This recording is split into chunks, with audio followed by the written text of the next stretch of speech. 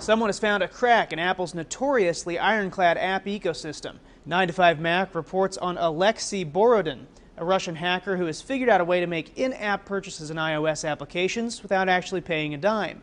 And as iPhone hacks go, this one is very easy. You don't have to jailbreak your iDevice, and it works on anything running iOS 3.0 or later. In this video posted to YouTube, Borodin shows off the workaround. By downloading a set of security certificates and changing their domain name server settings to connect to Borodin's server, a user can circumvent Apple's transaction system entirely.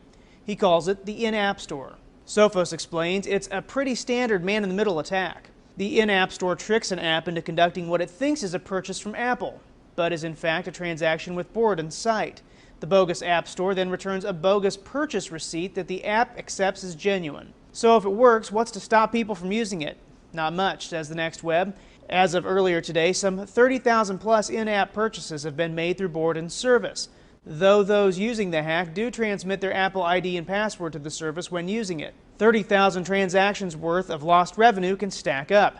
GigaOM says if this vulnerability remains unpatched, it's bad news for developers, especially for those who rely on in-app purchases to make a little profit on their apps. Statistics from early 2012 indicate that almost 70% of the top grossing apps on the App Store relied on in-app purchases by users. The issue, according to ZDNet, stems from the way Apple handles these sorts of transactions. The problem lies in how Apple authenticates a purchase. There is nothing that ties the purchase directly to a customer or device, meaning a single purchase receipt can be used again and again. Apple didn't take long to respond. A spokesperson sent The Loop this message: "The security of the App Store is incredibly important to us and the developer community. We take reports of fraudulent activity very seriously, and we are investigating." And that investigation is already underway at YouTube.